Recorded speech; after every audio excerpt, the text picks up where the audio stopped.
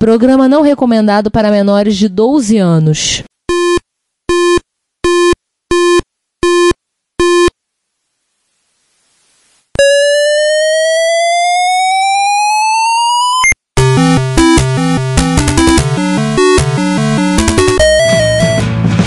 We bought it to help with your homework.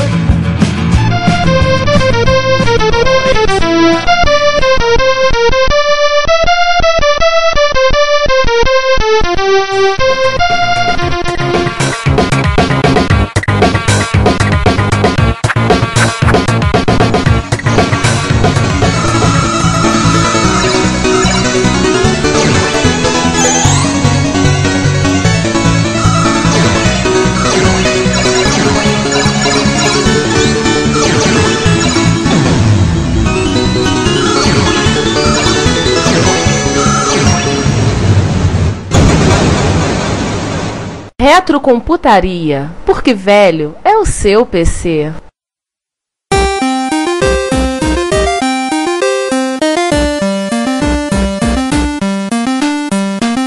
Voltamos pra realidade, né? Na realidade o pau tava comendo. Não é verdade? Viramos em 84. E aí, César? Terra devastada. Não, assim, 83 foi um ano terrível. A gente já contou a história em algum lugar. Mas enfim, 84, a Atari estava sangrando em praça pública por todos os lados. Imagina aí mais trans Cavaleiro do Zodíaco.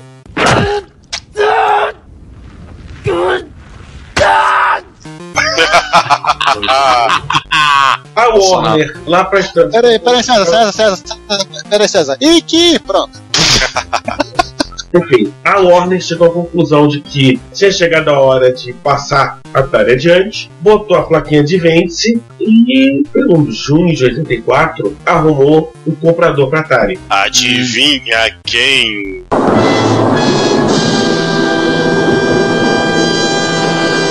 Sim. Se o seu ouvinte no nosso programa assíduo já sabe quem é. Ele voltou. Ele com sangue no zóio. Ele que tinha saído da Commodore em circunstâncias que provavelmente só quem vai conseguir saber é algum médium, porque tanto o Tramiel como o Ivan já foram. Você lembra essa história? Saiu um Tramiel, pessoa, vou dar a volta no mundo, lá para as tantas, fiz uma coisa, dane-se, vou montar, montou uma empresa TTS, Tramiel Technology. Aí eu tava passeando, viu lá, o Atari tá vendo, eu vou comprar. Comprei, literalmente o Warner quase que deu o Atari. Vendo o Atari, grátis 2 mariolas. Tramiel também deve, com a lábia dele, deve ter dado aquele negócio, videogame já era. Não, o negócio aí nunca mais vai, é só modinha, nunca mais. Vende pra mim. Não, o João, assim, você sabe que a Warner quase que deu o Atari pro Tramiel. A ânsia de se livrar dos prejuízos, que eram gigantescos, era tão forte, a Warner quase que deu o Atari pro Tramiel. A Warner, que hoje em dia tem uma publisher de jogos, eles devem lembrar isso, do tipo, o presidente da Warner daquela época deve estar no quadro lá na Warner, com velas pretas e lista negra, escrito em letra branca. Mas enfim, basicamente, Tramiel comprou tudo que era interessante da Atari Corporation e montou a Atari Incorporated. Uma Atari para chamar de sua. O Atari para chamar de sua. Vocês vão lembrar que já contou essa história de que o negócio mesmo era o computador com um processador novo de 16 bits. Nasceu depois de Commodore, depois do VCST, que já estava sendo desenvolvido antes, porque o Tramiel, na verdade, ele já saiu trazendo os amigos dele da Commodore. Logo que ele fundou a TTS, já contou essa história, só relembrando. Só que precisava vender alguma coisa, já que não ia sair com o ST em 84. Tinha que fazer caixa. Então ele saiu desovando os XLs que tinha. Desovou o XL, encerrou o XL e lançou a linha XE em 85. É isso aí, galera. O XL teve uma vida de 2 anos. A primeira grande diferença é visual. Se não tinha mais aquele visual PK2000, foi substituído por um visual cinza claro, que é assim, você bate o olho e diz, é o ST. Parece realmente o irmão menor do ST.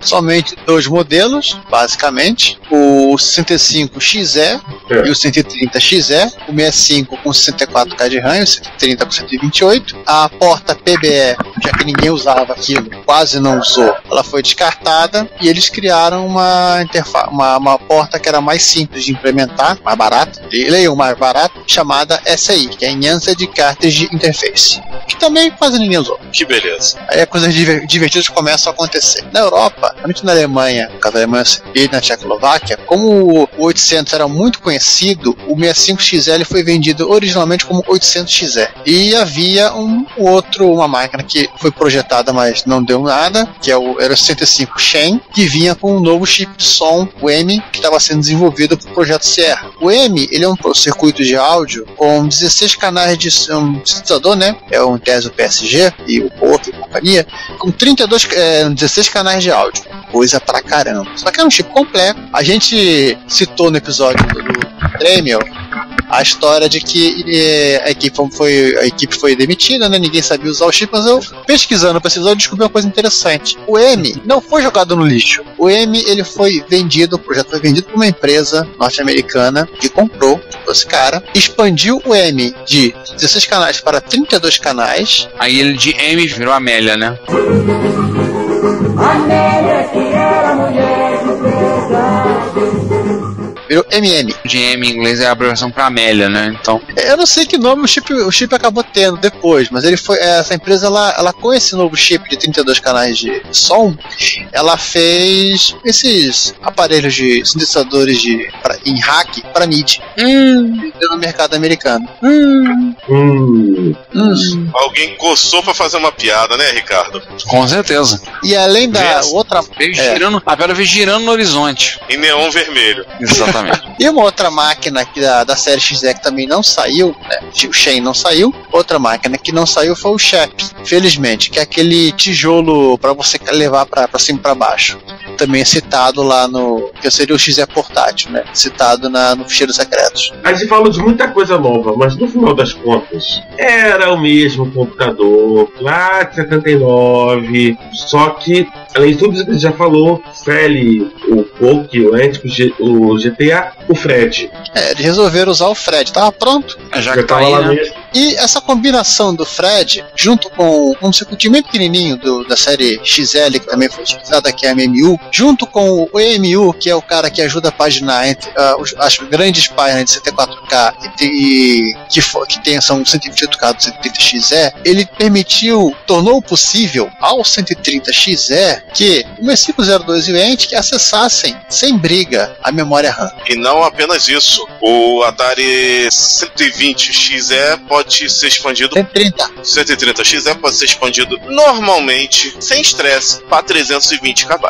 Graças a isso. 320, né? 320. Aliás, tem um jogo novo que eu acho que ele usa esse recurso, que ele não funciona quando você usa na série XL, mas vamos falar um pouquinho mais lá para baixo. 65 Shen e 65 Shep não saíram, mas uma máquina da série XE saiu, né? Para infelicidade de muitos. Essa é o 65 e o 130, né? Não, e o Saiu. XGS. O Shags, em 87. O Shags. Que esse já foi citado na nossa categoria de videogames fracassados.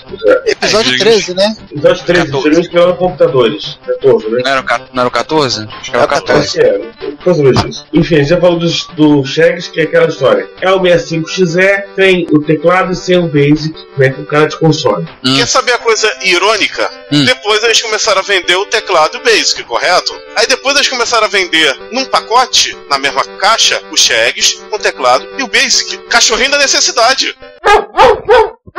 Que nada, vamos liberar estoque. Vamos mandar, né? A fila anda, né? Aí, pra não dizer que não é só isso, também é uma pistola. Além dos controles. Nessa época aqui, se eu não me engano, 2 jogos. Um deles era o Karateka, se eu não me engano. Nessa época, 87, a Atari já tava... não o Jack Tramiel, mas os filhos dele já estavam brigando com a Nintendo, né? Não, o Jack tava ainda. Sim, não sei se era o Jack Tramiel ou se eram os filhos. Já era ele ainda. Com certeza a rival era a Nintendo e os Shags e os 7800 estavam tomando fumo do Nintendinho, do NES. Direto, né? E a linha Atari sem sufixo, Atari XL e Atari XE, ela foi vendida, no caso da XE, ela foi vendida até 92, que quando foi o término da produção da série 8 bits dos Ataris. Pergunta, essa foi a linha toda no caso, incluindo o videogame ou só o videogame? Não, todo mundo, toda a série XE. Então você consegue comprar um Atari 8-bit fabricado, ainda consegue procura talvez um Atari 8-bit fabricado nos anos 90, né? Sim. Sim, consegue.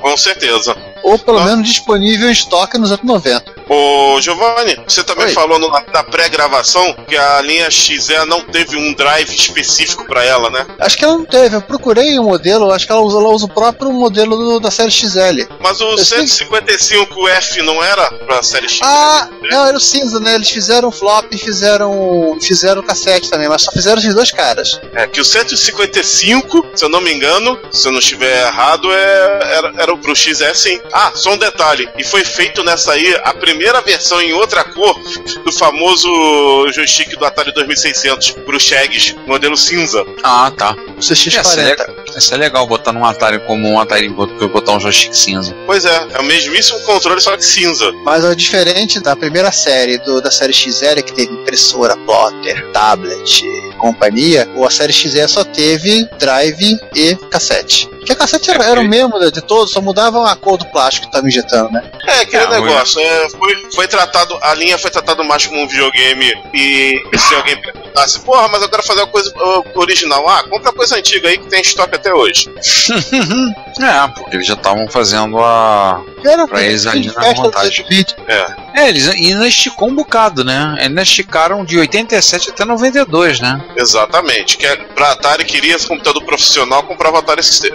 Exatamente. Vamos falar em software, já falamos bastante errado, até encerramos o assunto, né? Por enquanto. Hi. Software tinha o Atari Basic, né? A gente já falou. Olha ele aí de novo. De aplicativo tinha um bocadinho de coisa, né? Linguagem de programação, VisiCalc. Muita coisa inclusive em cartucho. Coisa VisiCalc aí. VisiCalc.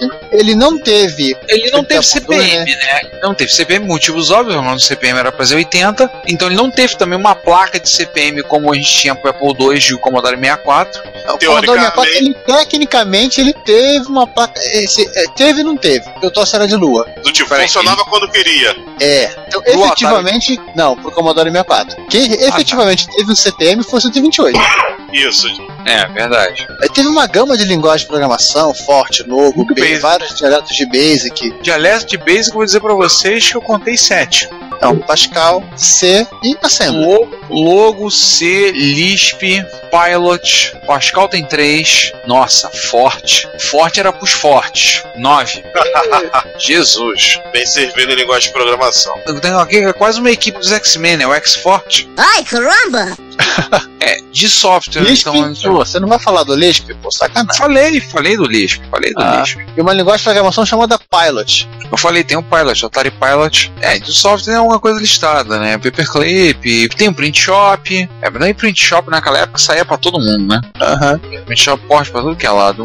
Ferramentas pra trabalhar com música. Pô, tem coisa pra caramba. Editor Assembly.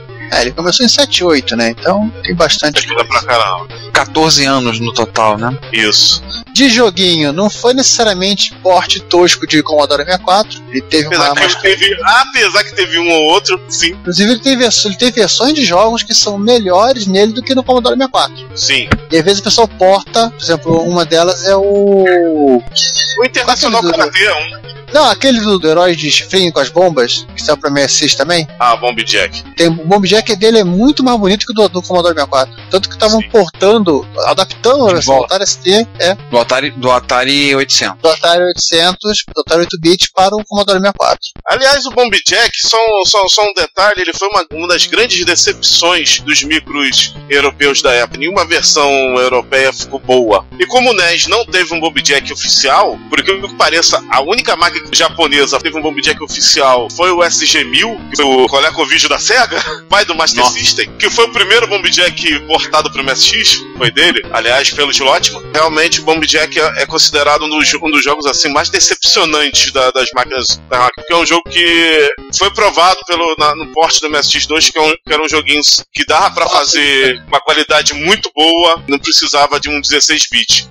Mas esse negócio de porte, uma coisa que você percebe jogando os jogos dos Atari 8-bit é que ele sofre, como ele era o computador da Atari, ele tinha títulos disponíveis nas máquinas da Atari, no 2600 e no 5200. Então ele tem um monte de porte de 2600 que é uma cópia fiel, às vezes até pior do que os joguinhos do Atari clássico. mas vale a pena você jogar Mega Mania com gráfico decente. Vale a pena. Outro jogo também, eu vou falar de 3 jogos que ficaram espetaculares no Atari 8-bits e que vieram de 2600. Vou falar do Pole Position. Pole Position foi muito bom. Que é quase igual ao arcade. Talvez ele é considerado um dos melhores portes do Pole Position. Teve planos de ter uma versão do ST, mas foi cancelada. O Mon Patrol dele acaba com a decepção da versão do Atari e é superior do Commodore 64. Pra mim ele perde pro Coco e pro do MSX, mas é uma versão muito legal. Mas tem gente que acha ele superior. É questão de gosto. Ele é mais colorido, mas perde pela resolução gráfica mais blocada. E o terceiro jogo, aliás, só vou ultrapassar e vou falar de 4, que são as versões do Pitfall e do Hero pra ele. Também a Activision. A Activision, ela portou quase tudo que ela fez de bom pro Atari 2600, com a grande exceção do Enduro. Até o Frostbite tem no Atari 8-bit. Sequest é da Activision? Sim, e eu acho que é a outra grande falta que ele não tem. É, exatamente. A Sequest... Ele foi portado por um fã. O cara é recente. Ah, tá. Por isso que eu fiz confusão. Então Sequest e o Enduro foram as grandes faltas do Atari 8-bit. Em compensação, ele teve Frostbite, porque Stone Capers, tudo bem, esse saiu pra todo mundo. Hero saiu pra todo mundo, RB saiu pra todo mundo, Pitfall 1 e 2 saiu pra todo mundo. E aí vai. Outra versão, eu diria menos pior, é o Ghostbusters dele, que ficou menos pior que das outras. Como o Ghostbusters ficou bem legalzinho, apesar de eu não gostar desse jogo. E é da Activision também. E o Karateka dele, que ficou superior à do Apple II, superior à do Commodore 64, só perde pro irmão mais velho a versão da Atari ST. Estamos aqui hoje para dizer um assunto muito polêmico. Mamilos! E superior até do Nintendo, até do NES. Tem um Blau Blazer, né, que é um grande clássico dele. Tem vários... Antes de falar desse cara, eu vou dar uma explicaçãozinha interessante. Ele é, talvez, das máquinas que chegaram até... 8-bit clássica, chegaram até 84. Ela era mais antiga.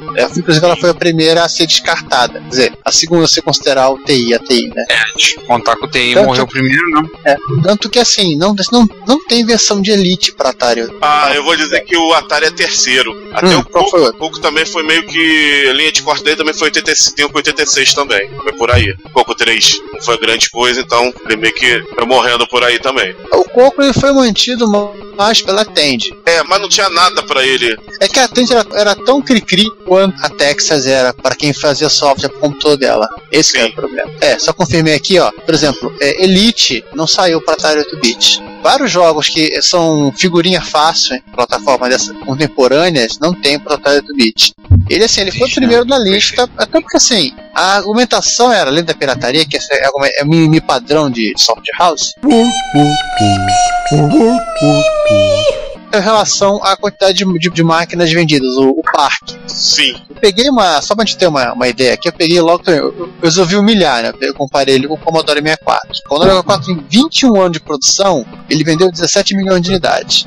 Cerca de 809 mil unidades por ano, se a gente for fazer uma conta meio bobona.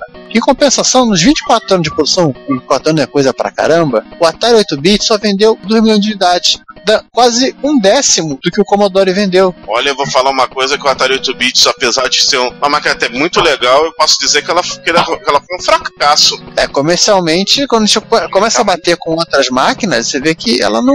Até mesmo o Apple II, que era uma máquina cara, vendeu muito mais. Muito mais. É indiscutível que, em termos de vendas de mercado, a linha Atari foi... Das linhas que demoraram, assim, aí mais de 10 anos de vida, foi a que, assim, menos deu certo. Não diria fracassou, porque fracasso provavelmente é um termo que a gente vai ter que deixar para outras linhas que duraram aí 1, 2 anos. Fracasso é relativo, né? Até geográfico, se a gente for pensar assim. Mas acho que ela vendeu menos até do que o Coco. Deve ter vendido menos que o Coco, sim. E o Coco também é outro underdog dos 8-bits clássicos. Talvez o maior dos underdogs, né? Talvez o underdog. Não seria o TI 99? Não, o TI vendeu bem. Isso é fácil você ver. Vendeu pouco. Olha, eu acho que o Atari 8-bits ele só teve uma sobrevida em dois casos. Foi no lançamento do Chex, que ele teve alguns jogos, tudo bem, a maioria porte do 7800, que não era compatível direto com ele, apesar de ter ali os chips de vídeo similares. Só o de vídeo, que o de áudio ele não tinha. Pois é. Então, no lançamento do Shags, ele teve alguns jogos novos, como Comando, teve o Green Beret, teve alguns jogos, teve alguma sobrevida ali, alguns jogos mais recentezinhos. Eu acho que o Karateka, inclusive, é dessa época, o Karateka dele. Ele é da época do pacote, quando saiu primeiro a versão de Apple. Ah, é? Então ele é lá do XL.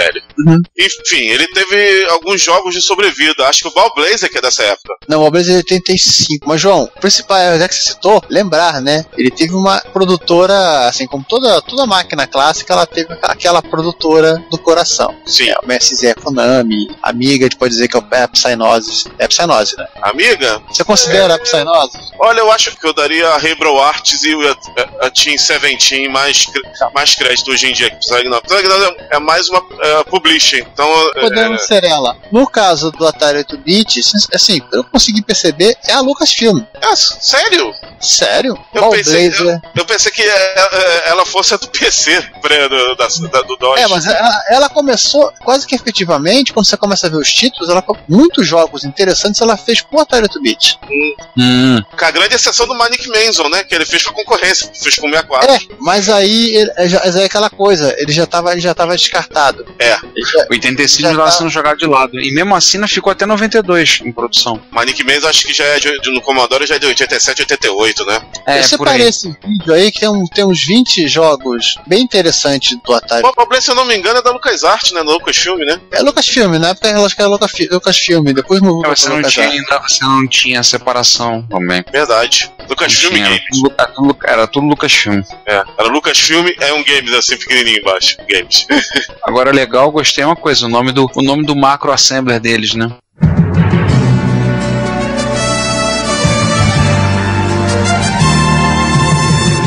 Macros. Ball Blazer é de 84. Os últimos jogos do Atari saíram por volta de 86. E o que vale nota é o Star Raiders 2. O Star Raiders 1 de 79. Que é um jogo 3D. Oi. Qual o nome daquele jogo que ele é 3D? Primeira pessoa, que você tem uma nave, você tem que fazer Star uma Raiders? Exploração no planeta. É esse? É Star Raiders, né? É tipo ele, é quase como um Elite, né? Porque você tem uma base que você...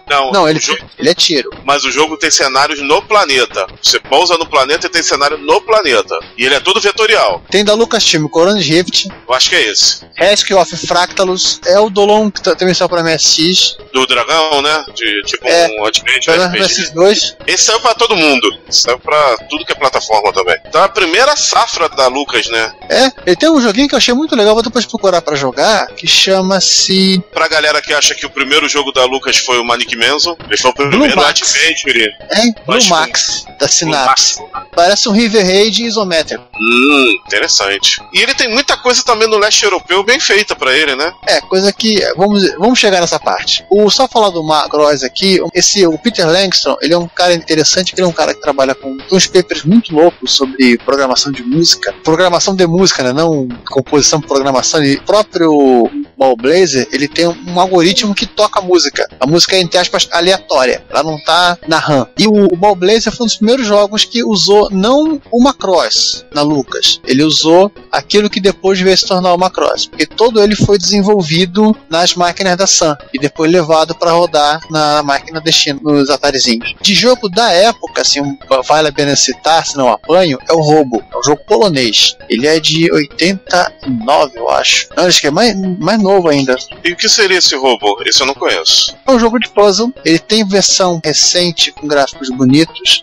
Sabe qual é a memória? Ele tem uma... Tá aqui, Robo Videogame. Só ver a data exata dele. Ele é da LK Avalon, é de 89. Ele teve versão original para Atari 8-bit, mas depois saiu para DOS, para Commodore 64, para Atari ST e por aí vai. Ele é polonês, como eu já falei. Se você procurar, ele tem trocentos milhões de versões com fases que as pessoas criaram. Ele é um jogo de puzzle, assim, no estilo você é um robozinho, tá num planeta, tem que pegar as peças da tua nave, depois você pega as peças da tua nave, você volta pra nave e sai da fase, pra próxima. E você tem os inimigos pra te atrapalhar. Legal. Pra Linux e companhia, tem uma versão nova chamada GNU Robo. Pode jogar com os gráficos originais de Atari, ou você pode jogar com gráficos novos. Fica até bonito. E foi um verdadeiro sucesso do mercado doméstico polonês. É de autoria do Janusz Pelk. Já que a gente começou a falar de Polônia, onde mais o Atari foi vendido, né? Ele foi Underdog e companhia, mas ele vendeu razoavelmente bem em alguns cantos do mundo. Além dos Estados Unidos, óbvio, do Canadá. Mais óbvio ainda. E do México, o alimento. Ele foi vendido nas Alemanhas, né?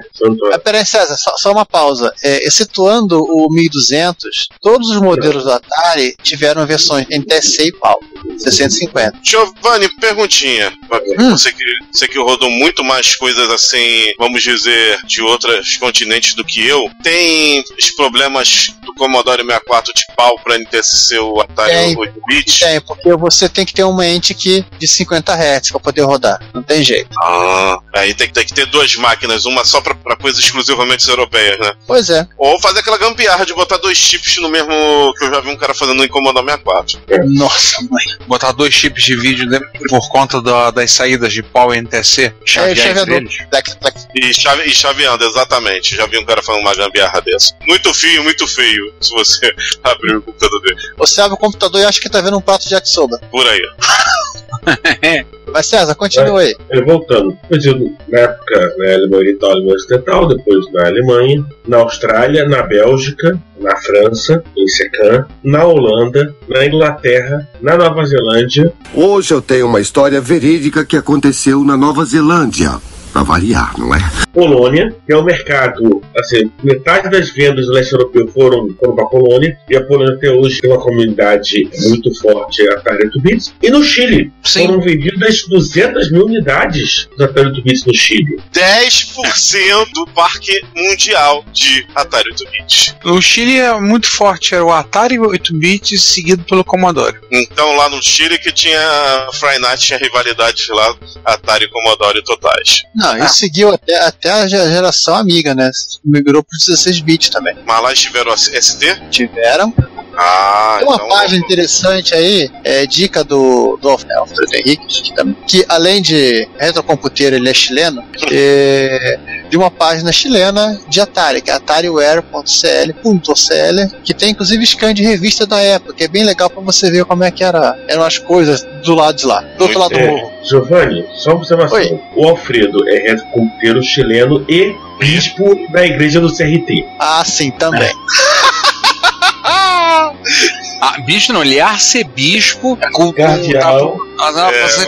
Cardeal da igreja, como é que é o nome? Do CRT, não, daquela missão do Catholic Rei Tube. Do Catholic Rei Tube Mission, da missão do tubo de raios católicos. Então eu posso dizer que ele canonizou o André? Quase. Beatificou. Aquele monitor foi a cruz dele, cara. Ele beatificou o André, né? Com o André carregando aquele monitor que parecia um fogão de 4 bocas, né? Dá medo. Ô César, só um detalhe. Ei César, só pra completar, você falou que o Atari foi vendido nas Alemanhas, só pra lembrar do pessoal que é do Windows 95 pra cá, que durante um bom tempo haviam 2 Alemanhas. É verdade. Até que era do Muro de Berlim, 90, 91, tinha 2 Alemanhas. Isso. Não é isso. Depois a gente já fez. Eu acho que a gente gastou tanta cota de piada hoje, não falta disso. Tá faltando design italiano, né? Vendeu na Itália também. E já que a gente falou em Commodore, vamos falar do drive do Atari 8-bits, apesar de ser trambolinho, dá de 10-0 no 1541? Só porque a porta foi bem feita? Sim, só pra não perder a piada do 1541, que faz tempo que a gente não faz? Que nada, lá em cima, lá na parte interior foi citado que a CIO não te matava de tédio. Não, diferente do 1541. Vamos falar do que tem de novidade no Atari 8-bits. Uma coisa legal, né? Que temos novidade. Incluindo o hardware pra te libertar do 1050, que não é o 1541, mas convenhamos. É grande. E não é lá muito rápido. Não, legal alguns projetos do Lotarek, né? O Lotarek é um cara que desenvolve hardware pra Atari 8-bits, é um cara da Polônia. Eu achei interessante o projeto dele botar mais um Poké pra produzir o áudio estéreo. Esse seria 8 canais. Ricardo, isso aí na verdade é um troço que vem igual aquela história de botar caps lock no Expert, o botão de reset no Expert, segundo botão de reset no Hotbit.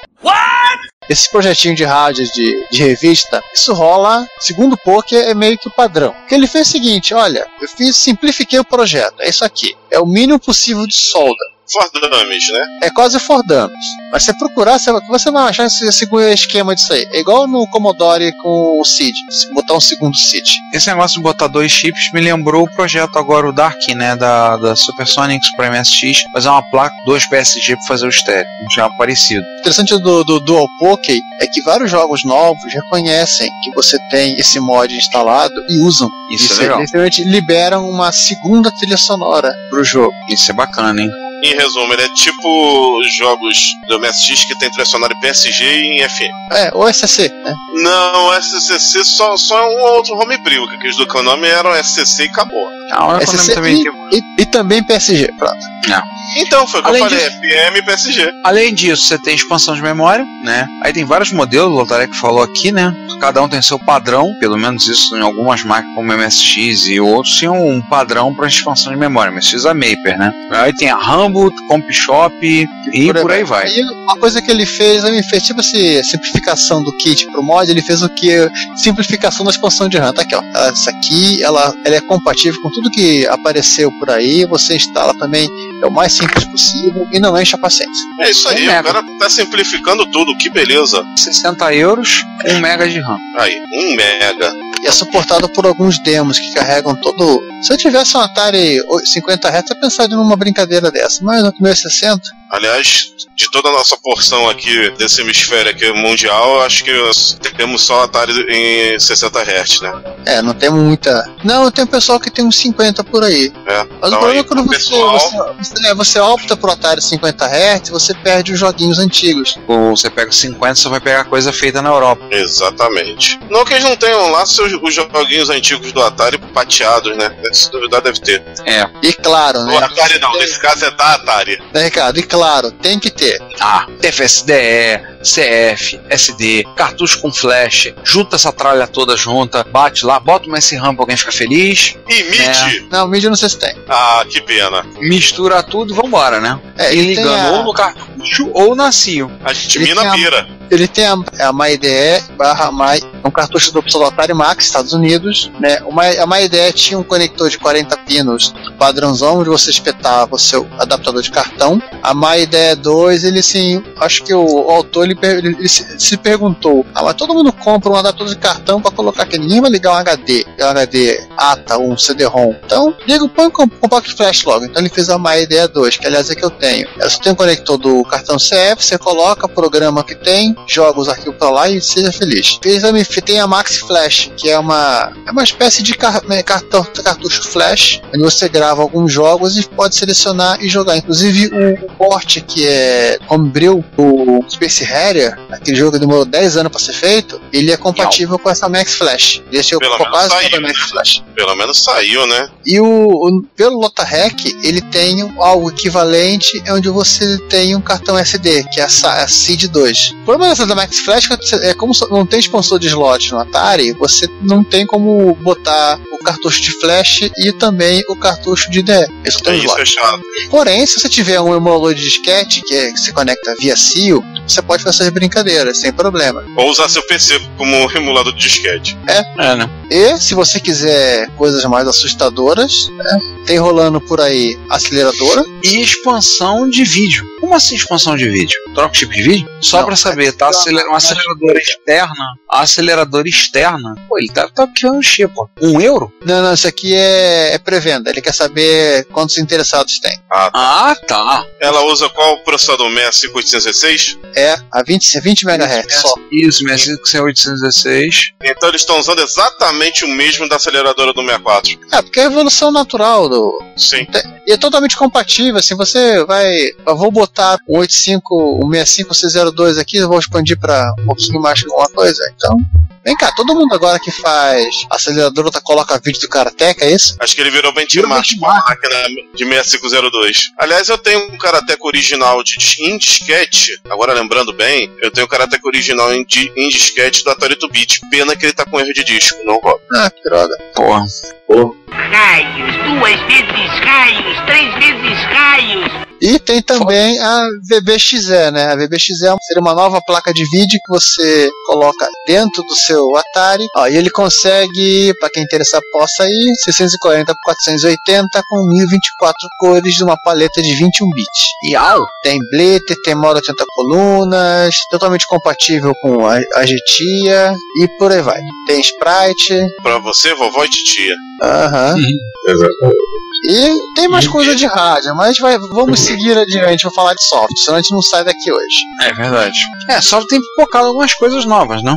Muita coisa. A produção de software para Atari, eu acho que em relação à quantidade de máquinas que ele vendeu, ela é muito maior do que de outras máquinas. A Demoscene deles é muito ativa, né? A Demoscene, a produção de jogos também. Se você for na Faldal, a 8 Faldal CZ, que é a referência hoje de novas produções de Atari 8-bit, você fica louco. Bem, não tem jogos com excelente qualidade, não tem assim, que Nightmares, né? Tem joguinho que o cara fez de zoeira que tá lá disponível, mas assim, é jogo novo. É a produção contínua, né? Vamos voltar pro Demoscene aí. Tem inclusive alguns demos, a gente listou, vamos botar no show notes. 5 demos pra vocês verem, tá lá no Puê, quem quiser baixar. Aliás, só pra seguir aqui as datas, isso é muito interessante quando você pega coloca em ordem de preferência, né? No caso, em ordem de votação, os melhores, no Puê. O primeiro demo é um demo de 2002. Legal, mas 2002, né? E os demais? O segundo colocado é um demo de 2011. Aí veio 2014 pro terceiro, 2010. Ou seja, os caras ainda não conseguiram ultrapassar os feitos do demo que é o primeiro colocado. Mas um dia eles chegam lá. Só uma coisa, mas já falou desse aí que estão marcados, esses jogos novos? Não, eu vou falar ainda. Posso falar? Que pelo menos eu joguei todos eles. Manda ver que tu, nesse ponto aí tu tá mais na frente do que eu em Atari 8-bit. Tudo bem. Já que acho que sou o usuário mais ativo de 8-bits aqui que o João e o resto do grupo, eu separei assim, jogos novos. Vou pegar Pitfall Hero e companhia, Mega Mania, que é muito legal, o port de Sequest e por aí vai. Vou pegar jogos relativamente novos, acho que a maioria tem no máximo 5 anos. Legal, hein? E 2 aqui são jogos do ano passado. Poxa! 2015, é assim, o Bomber é um port pro Atari 8-bit de um jogo do Commodore 64, que é uma versão do Kabum do Atari 2600, também dos Atari 8-bit e do 5200. Usava pedal. Caraca, ele deu a volta e voltou pro Atari. Ele deu a volta. Não, gráficos muito bonitos. O pessoal que dizia que fez o port, eles pediram autorização, fizeram uma revista de Commodore 64, pediu autorização, os caras deram. O jogo é muito legal. O Crownland, que infelizmente eu só posso jogar em emulador, porque esse jogo só funciona em Atari XE a 50 Hz. Mas vale a pena, é um jogo de plataforma estilo Mario. O jogo está tão sincronizado, você botar ele para rodar em XE 60 Hz, você começa a ver as coisas ficarem diferentes. Jim Slide, jogo de puzzle, foi o campeão da ABUC ano passado. Mas a ABUC Vamos explicar o que é a ABUC, né? Bom, né? O que é a ABUC? A ABUC não é uma reunião, tipo um encontro de usuários, é feito é o MSX Dev deles. Em tese é o MSX Dev do pessoal da Atari 8-bit. Porém, a ABUC, ele é um grupo de usuários da Alemanha. Socorro, deixa eu botar isso em inglês. Eu posso colocar em macedônio. O que acho que é melhor deixar em alemão mesmo. Não é por nada não. A ABUC basicamente é um grupo de usuários. O Atari Bitbiter User Club EV, não sei o que é o EV, tá em alemão. É a ABUC com 2 Bs. Na verdade, deve ser um principal grupo de usuários da Alemanha de Atari 8-bit. E eles organizam uma competição de software anualmente e com premiação. E pelo que eu entendi, todo mundo participa. Todo mundo que é usuário de Atari pode participar. Tá liberada a participação e a competição. Levar o seu joguinho e eles catalogam isso aqui. Você pode entrar no site. Assim, é no mesmo molde do MSX Dev. O campeão do ano passado foi o Jim Slide. O segundo colocado, se não falei a memória, foi o Bomber. O Crownland, ele é de 2012, eu acho. Foi o segundo colocado. Ridiculous Reality é também um jogo de puzzle, onde você joga com bonequinhos pequenininhos, você tem que mover as telas para pegar os objetos. E esse aqui, procurem o vídeo, eu não vou explicar o que é o Yomp. Crownland é um jogo lindo que foi segundo colocado. Procurem vocês na internet que jogo é esse. É muito legal. Eu acho que deve usar todos os recursos de vídeo dos chips dos Atari 8-bit. Claro, visitem o Fandal, a 8 Fandal CZ, para vocês verem o que tem disponível. Inclusive tem emulador de Spectrum, tem emulador de PDP para Atari 8-bit. Emulador de Spectrum para Atari 8-bit. Aí já é briga de vizinho, tem emulador de SID, tem um programa que toca arquivo SID usando Poké. Será que fica legal as músicas? Tá aí uma coisa... Fica igual o SID. Porra, treta lançada agora. Não, treta tem um vídeo no YouTube que fala que o cara pega o jogo do Commodore 64. Esse é o jogo do Commodore 64. É um Alternative Reality. Essa é a trilha sonora dele. Aí o cara vai e mostra. Veja a versão do jogo no Atari 8-bit. O som é outra coisa. Som é outra coisa. É outra coisa que ser muito melhor. Claro que o cara pode ter pego no dedo assim, né? Qual o pior porte de Commodore 64 de um jogo de Atari 8-bit? Podia fazer o seguinte, tinha que pegar duas coisas emblemáticas. A trilha sonora do Turbo Tiran do Commodore 64 e a Sabrina. A do Boing Boing. Essa, se rodasse igual da Sabrina, aí sim, hein? Sabrina, pra quem boiou. Tanto o Turbo Tiran quanto o demo da Sabrina, uma cantora italiana peituda dos anos 80 de dance music, que fez sucesso por causa do clipe dela que ela tá de biquíni. Bom, o resto vocês já entenderam. E o resto vocês já entenderam. Eles usam samples digitalizados, como a da 64. Eles vão aos limites do SID. Tanto é que essas duas músicas, apesar de ficar 95% parecida, elas têm uma diferença de timbre no 128. E tem gente que reclama disso. Essa gente reclama de tudo nessa vida. Essa gente tem nome e sobrenome, a gente conhece, não, né? Não, pior que não. É o usuário que eu vejo por aí comentando em Zé Tubo.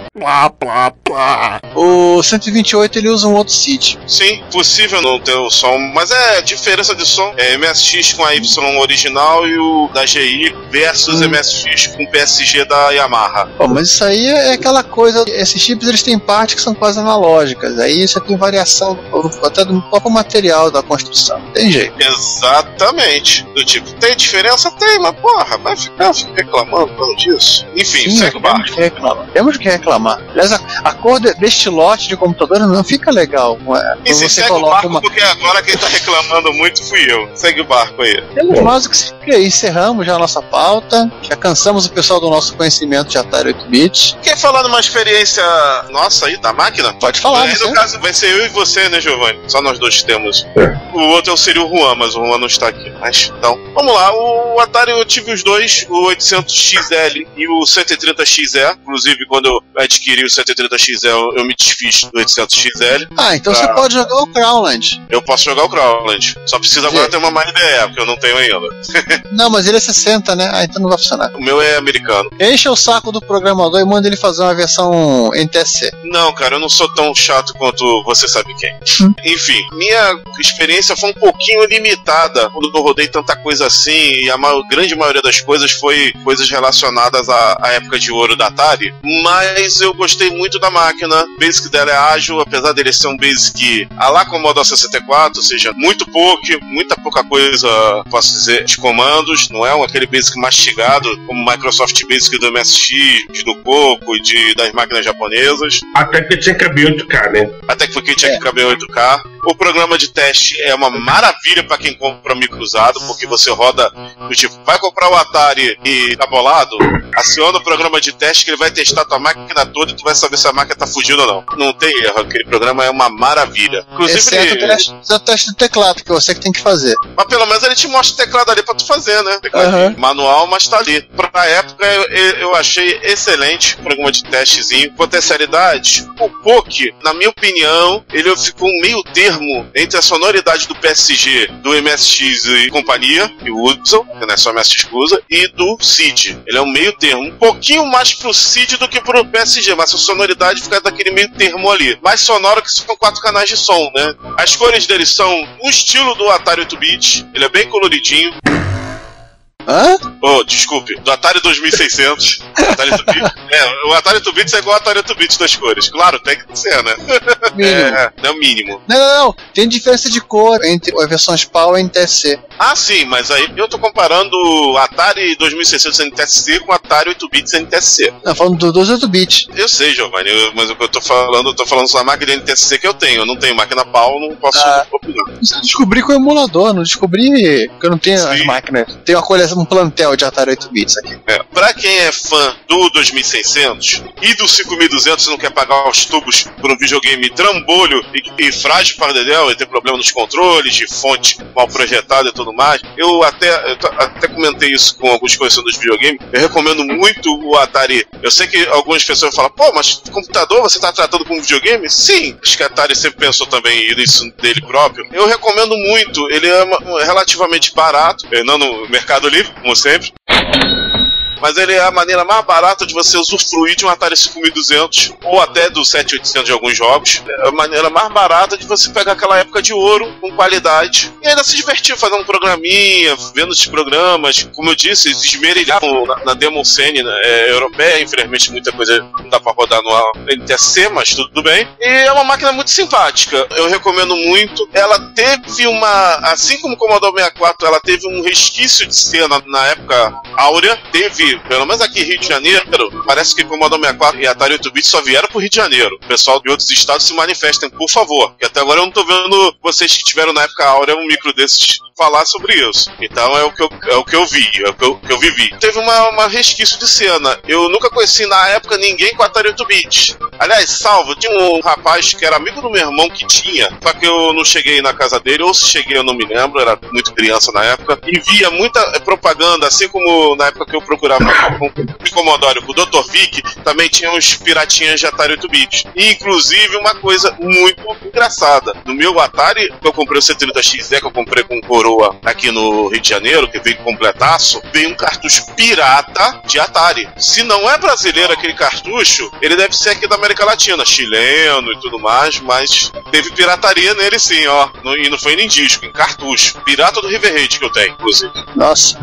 Vai aí, Giovanni, você fala aí que você teve muito mais experiência. A minha foi bem curta e eu acabei me estendendo, mas vai aí, Giovanni. Não, a minha experiência é basicamente de fuceiro. Eu testo muito o que tem de novidade, por isso que eu resolvi citar os jogos novos. 4 dos 5 que eu citei rodam tranquilamente máquina NTSC. Ótimo, bom saber disso. É legal, assim, rodam na MyIDE, inclusive, são um formato Chex. É um arquivo que lembra muito o ROM do MSX. Exatamente. Inclusive, pela cena dele tá bem aquecida, você não depende mais dos cartuchos nem dos disquetes. Você pode pegar uma má ideia e manda ver.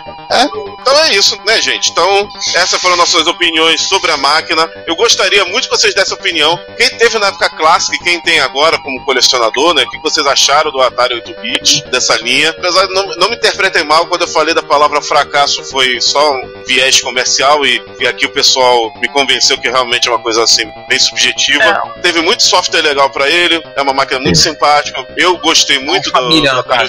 É uma família. Acho que o único Atari que a gente não recomenda, até os 1200, tem mods pra tu deixar ele compatível, deixar ele com funcionalidade 800 e look and feel de TK2000, ou seja, o melhor dos dois mundos. Tem mod pra tu pro 1200XL aí que deixa ele tinindo. Acho que o único Atari que a gente não recomenda é o 400, porque teclado membrana hoje em dia, além do teclado ser ruim, hoje em dia acho que a maioria deve estar degradado o teclado, até pra conservação é muito problemático. Gente, vamos e venhamos, né? Tipo, coisas que eu não sinto a menor falta da era clássica dos únicos. Teclado chiclete. Não, o dele não é chiclete, o dele é membrana. Ele é pior ainda. Vamos superar isso. Os teclados de todas as da linha Atari 8-bit, tirando do 400, são excelentes. Não caio na asneira de pegar um 400. Sério. Quem quiser se divertir, você tem 2 mods do Ben-Hack com relação ao Atari 8-bit. São 2 Atari. Não, ele fez 2 Atari portáteis. Eu acho que ele não usou 800, ele usou Chegs, que deve comprar qualquer boteco dos Estados Unidos, conta de estoque sobrando. Eu lembro que com certeza ele adaptou de um Chegs. O outro eu não me recordo agora. Ele fez 2, ele fez um bem mais simplesinho e fez um mais sofisticado, né? Porque ele estava fazendo computadores clássicos portáteis, na versão notebook. Muito bom, muito maneiro. É o Atari Portfólio versão 8-bit. É o maior, né? É um portfólio grandão. É um portfólio A3. Enfim. Vamos encerrar, né? Vamos encerrar. Aí um dia eu convenço o Ricardo que o Atari 8 bits é mais legal do que o 2600.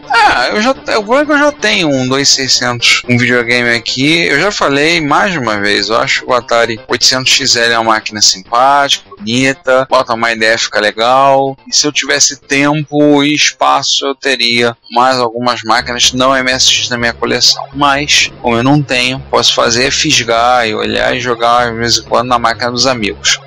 Tá convidado aí. Vou ver se eu dou uma mexida aí, que essa máquina merece. Eu dedicar mais tempo pra ela, tá convidado aí. Vou fazer uma festa só, daí já sabe. É o seguinte, ó, jogar na máquina dos amigos e jogar na máquina dos inimigos também. Aí no caso é Decathlon, Hyper Sports e coisa do gênero. No caso do Atari 8-bit, nós temos o Decathlon e o Summer Games. Então, esses são pra jogar na máquina dos inimigos. Com certeza, pra destruir o joystick dos inimigos. Enfim, encerrou, galera? Encerrou Atari Style. Atari Style. Vamos pra despedida então? Vamos, né? Pois é. Eu vou começar comigo mesmo. Galera, foi ótimo fazer esse episódio. Como eu disse, é uma máquina que remete muito a vibe do tempo áureo da Atari, apesar depois das trapalhadas e tudo mais, mas faz parte também de ser Atari, senão não seria ela. Também do Friday Night, foi ativo, né? A linha 8-bit estava ativa no olho do furacão. E, então esse episódio foi cheio de nostalgia, foi um episódio muito agradável, com cheio de coisa legal. E é isso, eu espero que vocês gostem também. Eu vou me despedindo aqui. Bom dia, boa tarde, boa noite. Até a próxima aí, pessoal. Fui! Eu já falei o que eu tinha falado sobre os Atari 8-bit, que eu achei uma máquina legal, achei umas máquinas simpáticas, interessantes, curiosas, e agora eu fiquei curioso para jogar Frostbit no Atari. Um dia desse eu vou jogar no do João. Até lá. Então, gente, obrigado por vocês terem ouvido e nos vemos no próximo episódio. Vocês viram que eu calado boa parte do episódio, até porque eu não tenho Atari 8-bits, também tô nessa de um dia talvez eu vá ter uma máquina dessas, até porque é uma linha extremamente interessante pelo que a Atari colocou, pelo que a Atari não colocou, eu podia ter colocado, e por toda a história da Atari, que é uma história extremamente acidentada. E para nós brasileiros, assim, apesar da lembrança da Atari ser o 2600, que foi vendido oficialmente no Brasil, é um campo da Atari que eu só vinha conhecer agora, depois que comecei a entrar, né, no mundo da computação. Enfim, Giovanni, opa, vamos falar em Atari, você corrigiu aquele problema do programa Atari Basic pro 400 rodar a próxima pauta? Sim, só falta digitar o programa de novo. Tava pensando que o João ia fazer isso pra gente, que o teclado é tão bom. Não, cara, vamos dizer que eu afundei parte da membrana, foi mal. João, faz o seguinte, vamos usar mesmo 800. Obrigado. Vamos usar 800. 800 XL pra ficar TK2000 style. Isso, tão bonzinho. Enfim, é isso, bom dia, boa tarde, boa noite, até o próximo episódio, daqui a 2 semanas. Tchau. Gente, acabou? Viva, acabou. Mas não encerramos esse bate-papo sobre Atari. Não pense que a gente acaba os assuntos, a gente só enrola pra continuar falando sobre esse assunto. Somos que nem a Sherazade, né? Enrola.